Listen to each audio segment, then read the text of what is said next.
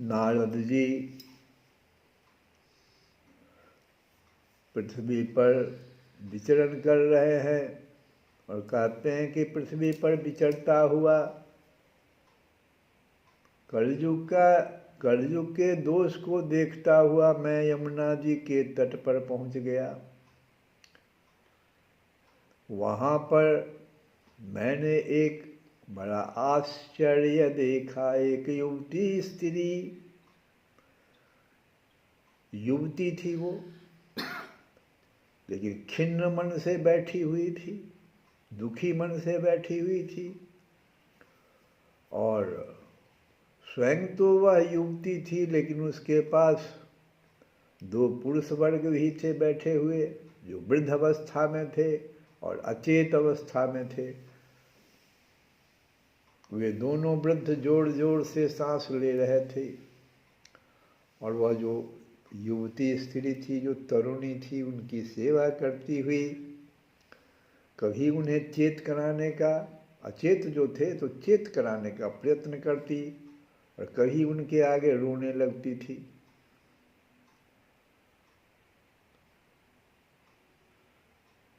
इतना ही नहीं, वो स्त्री, तरुणी स्त्री थी, वो दसों दिशाओं में परमात्मा को देखती थी कि कहीं से परमात्मा दिखाई पड़े। उसके चारों ओर सैकड़ों स्त्रियां उसे पंखा झल रही थी और बार बार समझाती थी। दूर से यह सब चरित्र देखकर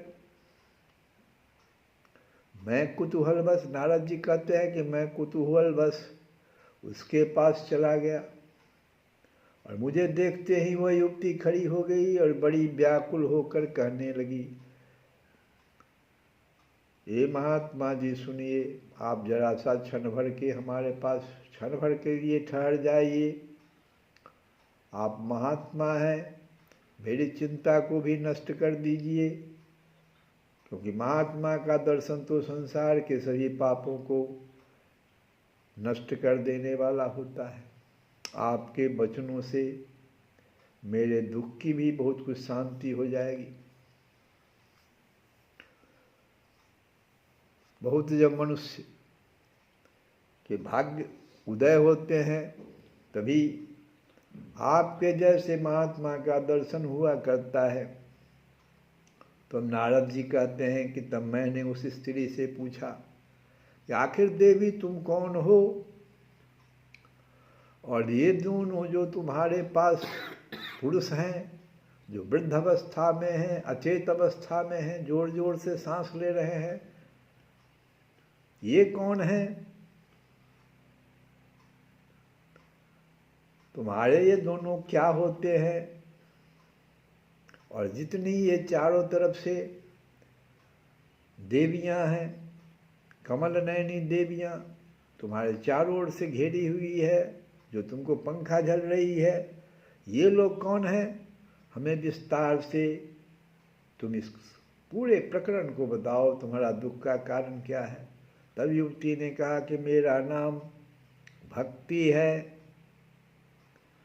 और ये जो दो पुरुष हैं ये मेरे दोनों पुत्र हैं, एक का नाम ज्ञान है और दूसरा का नाम वैराग्य है। और समय का ऐसा फेर हुआ कि ये दोनों जर्जर हो गए हैं और ये जो चारों ओर से देवियां आप देख रहे हैं, ये देवियां गंगा जी आदि नदियां हैं, ये सब मेरी सेवा करने के लिए ही आई हैं। इस प्रकार साक्षात देवियों के द्वारा सेवित होने पर भी गंगा जी, यमुना जी, सरयू जी, जितने भी नदियां हैं, सब देवियों के द्वारा सेवित होने पर ही मुझे सुख शांति नहीं है। हे तपोधन, अब ध्यान देकर मेरा वृतांत सुनिए। मेरी कथा वैसे तो प्रसिद्ध है, फिर भी उसे सुनकर आप मुझे शांति प्रदान करें। मैं द्रविड़ देश में उत्पन्न हुई, कर्नाटक में बढ़ी, कहीं कहीं महाराष्ट्र में सम्मानित हुई, किंतु जैसे गुजरात में मैं प्रवेश की मुझको बुढ़ापे ने आ घेरा, इसलिए कि वहाँ घोर कलयुग के प्रभाव से पाखंडियों ने मुझे अंग भंग कर दिया। चिरकाल तक यह अवस्था रहने के कारण मैं अपने पुत्रों के साथ दुर्बल हो गया और निस्तेज हो गई।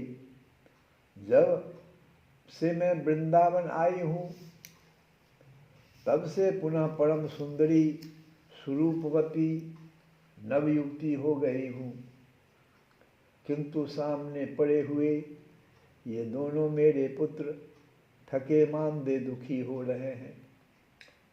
अब मैं यह स्थान छोड़कर अन्यत्र जाना चाहती हूँ, जिससे कि ये दोनों बूढ़े जो हो गए हैं इसको मैं सचेत कर सकूं।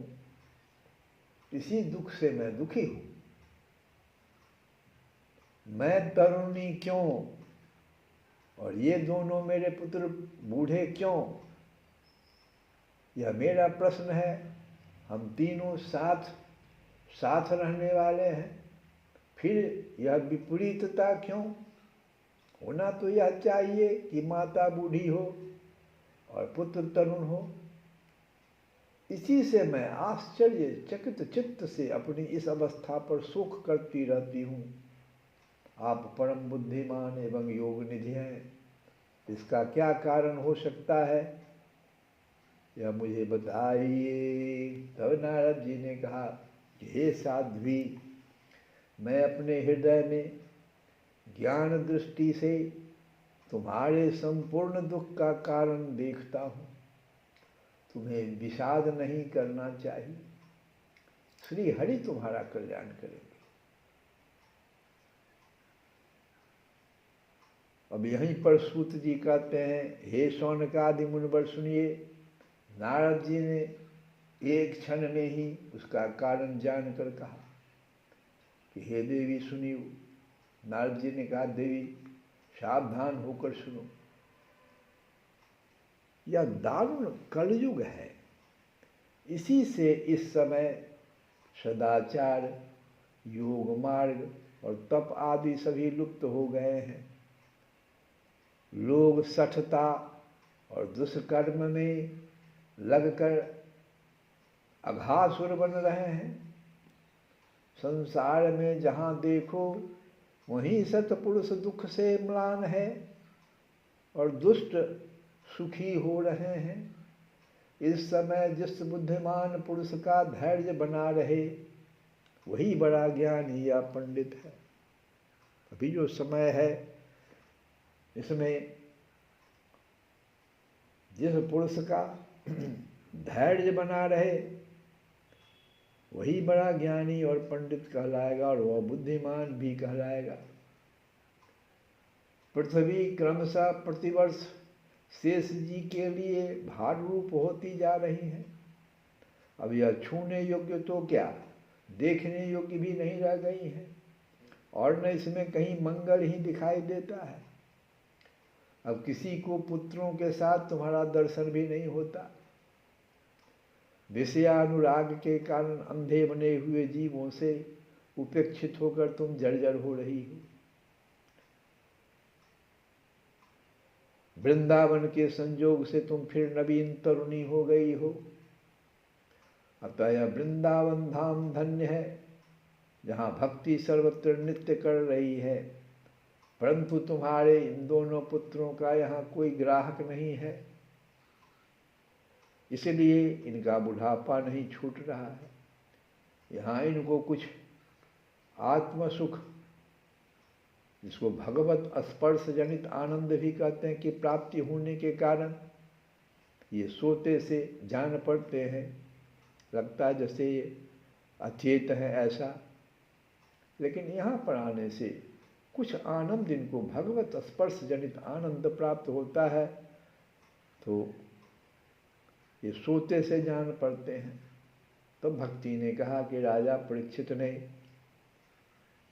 इस पापी कलयुग को क्यों रहने दिया? इसके आते ही सब वस्तुओं का सार न जाने कहाँ चला गया। करुणामय श्रीहरि से भी यह अधर्म कैसे देखा जाता है? हे मुनि, मेरा यह संदेह दूर कीजिए। आपके वचनों से मुझे बड़ी शांति मिली है। तब नारद जी ने कहा,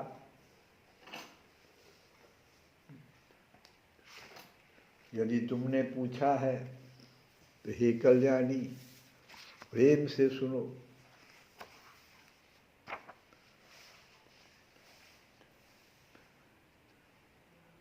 कल्याणी, मैं तुम्हें सब बताऊंगा और तुम्हारा दुख दूर करूंगा।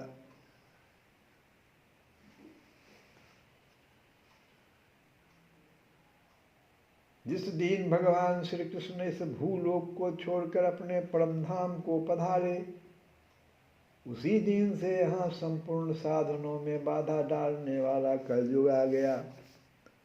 मनमोहन घन श्याम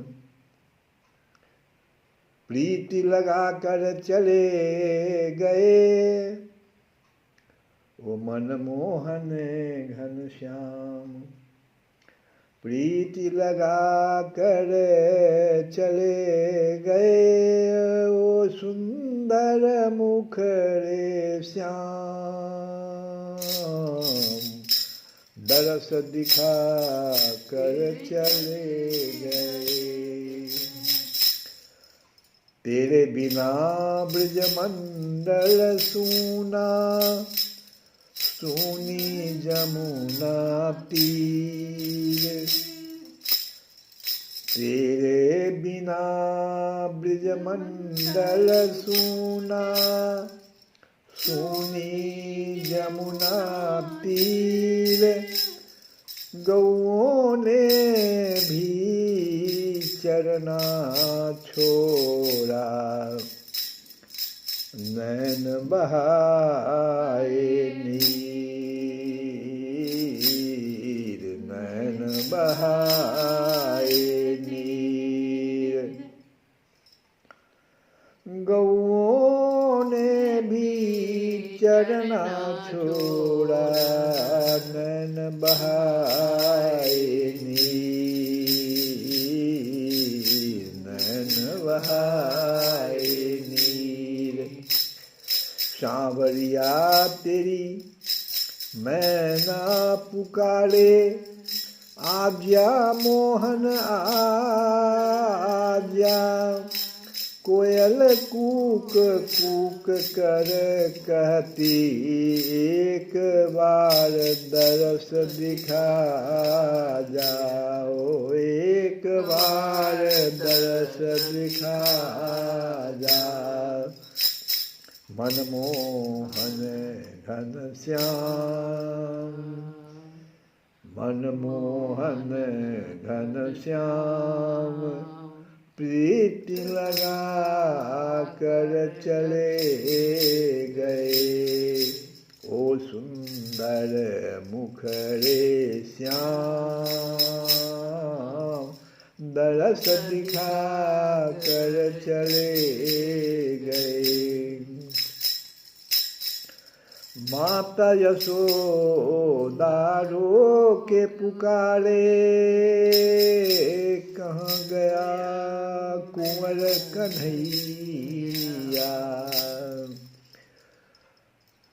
माखन मिश्री किसे खिलाऊं, किसकी ले बलैया, किसकी ले बलैया। मात यशोदा रो के पुकारे, कहाँ गया कुंवर कन्हैया। माखन मिश्री किसे खिलाऊं, किसकी ले बलैया, किसकी ले बलैया। मनमोहन घन श्याम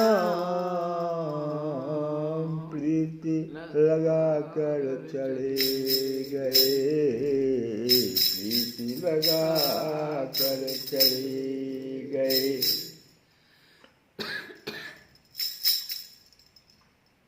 तो श्री कृष्ण इस भूलोक को छोड़कर अपने परम धाम को पधार गए जिस दिन, उसी दिन से यहाँ संपूर्ण साधनों में बाधा डालने वाला कलयुग आ गया।